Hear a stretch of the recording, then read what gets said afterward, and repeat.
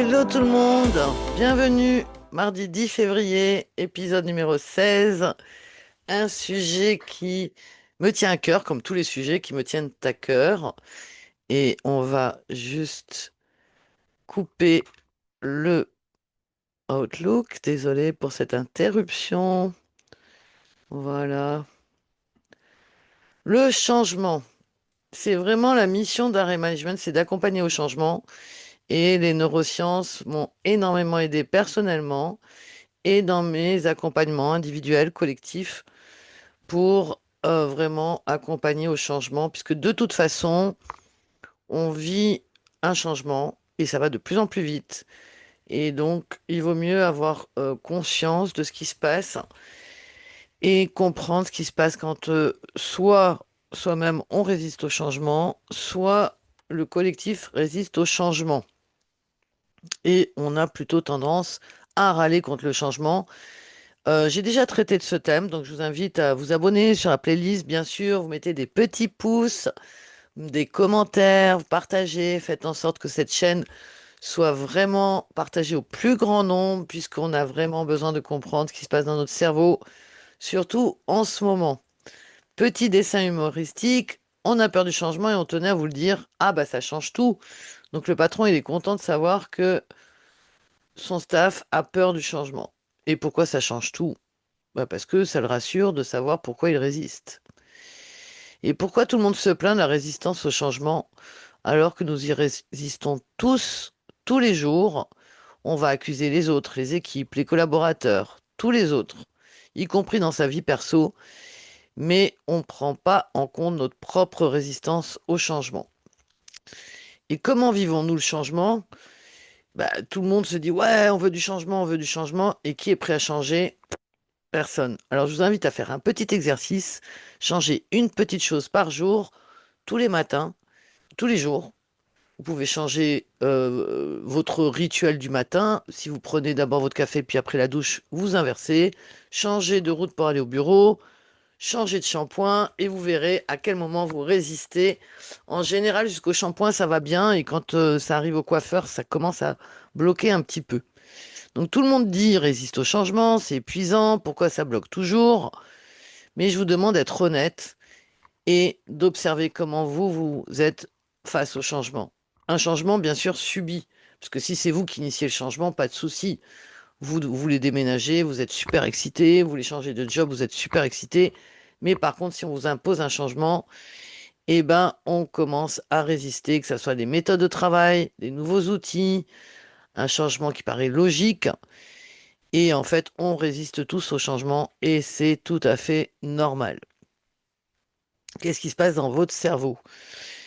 On parle du biais de statu quo, donc il y a plusieurs biais cognitifs et j'en ai parlé plusieurs fois dans mes vidéos. Il y a plus d'une centaine de biais cognitifs parce que le cerveau n'aime pas ce qu'il ne connaît pas. Il préfère ce qu'il connaît, ce qu'il maîtrise, parce que ça lui coûte moins d'énergie. Changer, ça veut dire s'adapter, ça veut dire réfléchir, et on va voir que ça, le cerveau automatique n'aime pas. Et pourtant, même si c'est pas optimal, même si c'est pas plus adapté, il préfère rester dans la zone de confort.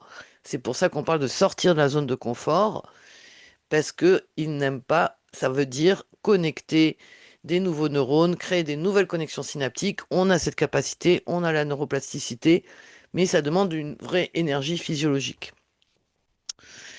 Donc le changement va activer l'incertitude, le risque, l'effort cognitif.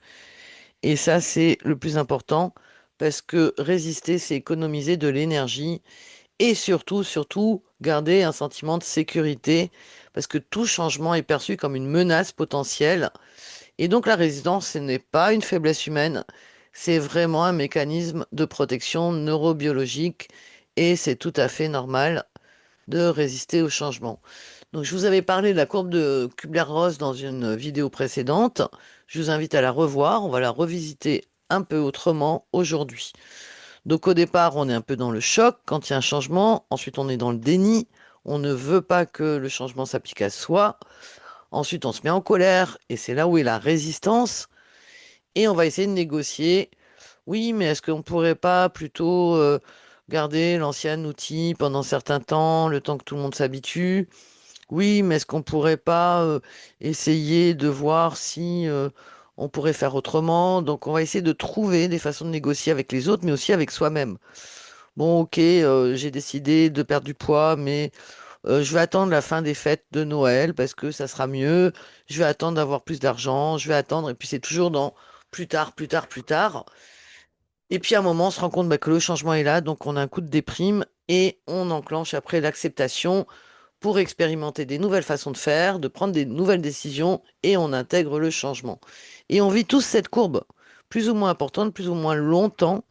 L'amplitude est plus ou moins forte, mais c'est tout à fait normal. Et donc, on a trois positionnements face au changement. Il y a ceux qui sont systématiquement opposés au changement. Alors ça, ils n'aiment pas. C'est vraiment des cerveaux qui n'ont pas eu l'habitude de, des changements. Donc, comment dire, le cerveau est pas du tout, je vais dire, designé. Il n'a pas les capacités à trouver des solutions. Il y en a, majorité sont neutro-indécis. Ils attendent, ils vont voir ce que font les autres. Et puis, il y a 15% qui sont toujours ce qu'on appelle les leaders d'opinion, qui vont dire, ouais, ouais, on va changer, on va faire comme ci, comme ça. Donc, la résistance, c'est pas un problème à éliminer. C'est une phase émotionnelle normale. Et c'est là où j'aborde, moi, vraiment, le changement par les émotions. Et je vous invite à découvrir, aussi bien le parcours que l'émotion, que les petits protocoles que l'émotion que j'ai développés. Je vais vous en parler à la fin. Et comprendre que la courbe montre les différentes phases. Donc le déni, on va essayer de voir que c'est pas nécessaire. Après, on est dans la résistance et puis la tristesse. Alors tout ça, je vous parle de votre cerveau automatique, c'est pas votre cerveau conscient. C'est pas votre cerveau qui est dans le déni, ou qui est dans la colère ou qui est dans la tristesse. C'est pas votre préfrontal, c'est vraiment votre cerveau automatique jusqu'à ce qu'on arrive à l'acceptation et l'exploration. Et chaque émotion va avoir un message et c'est ce que je traite dans les accompagnements individuels et collectifs parce que chaque émotion va faire passer un message. Les gens qui sont en colère vont vouloir protéger un territoire. Alors ça peut être parce qu'ils n'ont pas été impliqués dans la réflexion sur le changement, parce qu'ils sentent que c'est trop imposé et qu'on leur a pas demandé leur avis, ou bien pire encore, on leur demande leur avis, mais on n'en prend pas compte. Et ça, on peut le voir dans différentes situations politiques que nous vivons tous. La tristesse reconnaît la perte d'une façon de faire ancienne, peut-être la perte d'une équipe si on change d'équipe. Et la peur est très utile puisqu'elle va vous donner vos points de vigilance sur ce quoi vous devez prendre en compte pour pouvoir avancer. Donc vouloir passer au-dessus de toutes ces étapes, c'est pas forcément bon. On a tendance à vouloir aller trop vite, puis en fait, après coup, ben, on revient en arrière. Et donc c'est vraiment important d'abord de prendre soin et conscience de ses propres émotions. Mais si on accompagne le changement, si on est un manager d'équipe, si on est dans un métier d'accompagnement au changement, de vraiment écouter les messages cachés de ces émotions. Et j'ai un petit test pour vous. Alors, vous pouvez mettre votre micro. Je vais vous montrer des mots et je vais vous montrer comment votre cerveau automatique résiste, que vous en ayez conscience ou pas. Donc, allez-y, ouvrez vos micros et dites-moi quand vous êtes prêts, dites-moi go, go. J'aimerais savoir si vos micros sont ouverts. Go, go. Ok, allez, on y va. Donc, je vous montre des mots et je vais encadrer, encercler avec du rouge chaque mot et vous allez me dire la couleur. Attention, je vais aller vite. On y va. Jaune, La bleu. couleur. Ah, rouge. Ce qu'il y a écrit, c'est noir. Ah, jaune, Bravo. bleu, noir, rouge, jaune, vert, noir, rouge, jaune, vert, bleu, noir, bleu, rouge, vert. Donc, en Énorme. fait, J'avais pas compris. Non, j'avais pas compris. C'est énorme ça. C'est non, normal parce que entre le visuel, c'est le mot et la vraie couleur, c'est c'est exactement pour vous prouver pourquoi notre cerveau résiste. Parce que notre cerveau, il a appris à lire le mot Et donc, on arrive à dire la couleur, mais ça demande un peu de concentration. Donc, on réactive le préfrontal. On y arrive et j'ai fait exprès d'aller vite pour vous montrer comment chaque cerveau résiste au changement parce qu'il revient à ce qu'il connaît. Et c'est exactement ce qu'il se passe face au changement. Ça s'appelle le test de Stroop et c'est très révélateur parce que les gens qui vous disent ouais, moi je suis pas résistant au changement, c'est pas vous consciemment qui êtes résistant au changement, mais votre cerveau automatique. Et donc on dit c'est les autres, c'est la faute aux autres. Et le pire, c'est que ceux qui se plaignent le plus souvent sont les premiers à résister au changement, à changer de posture, à écouter autrement, à ralentir. Ils sont très bons à donner des leçons aux autres, mais ils n'arrivent pas du tout à prendre conscience qu'eux-mêmes, ils résistent. Et donc, cette résistance, elle n'est pas que chez les autres, elle est vraiment chez tout le monde. Et la reconnaître, c'est déjà commencer à la transformer. C'est pour ça que je vous invite à faire ce petit exercice, de changer une petite chose par jour, et vous verrez qu'à un moment, bah, vous allez oublier. Donc, quand on oublie, bah, c'est le premier mécanisme de défense, et c'est tout à fait normal. Et comme je dis souvent, pour que l'avion décolle, il faut qu'il soit face au vent. Donc la résistance est une étape essentielle du changement, parce que s'il n'y a pas de résistance, ça veut dire que les gens ne se sentent pas concernés, qu'ils s'en foutent en fait, et donc ils ne vont pas adhérer au changement. Et quand je dis changement, d'ailleurs j'aurais dû commencer par là, c'est quoi le changement? Changement, bah, c'est nos modalités de collaboration, de travail, mais aussi de vie. Et, pensez à la façon dont vous preniez des billets d'avion il y a 10 ans. Pensez à la façon dont vous faisiez vos courses il y a 20 ans. Regardez comment tout change très vite, comment on prend bah, l'habitude d'avoir des réunions en ligne.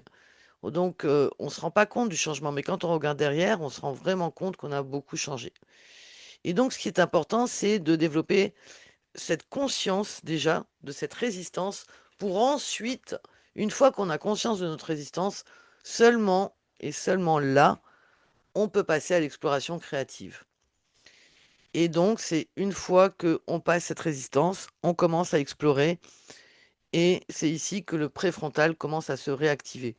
Moi, je le vis, hein, je suis en train de développer ma plateforme Clémotion et j'apprends aussi à accepter des commentaires des uns et des autres. Au départ, on résiste, on dit bah non, j'ai vachement réfléchi, blabla, blabla. Et puis en fait, peut-être que les idées des autres vont réactiver des nouvelles idées. Et c'est là où j'utilise mon cortex préfrontal. Donc on est tous impliqués. Et c'est là où on va commencer à envisager d'autres options, des nouveaux chemins. On va tester des choses, on va imaginer, on va s'adapter au contexte. Et c'est là où la créativité devient essentielle. Et la créativité, non pas artistique, mais la capacité à développer de nouvelles idées devient un outil de survie intelligente face au changement.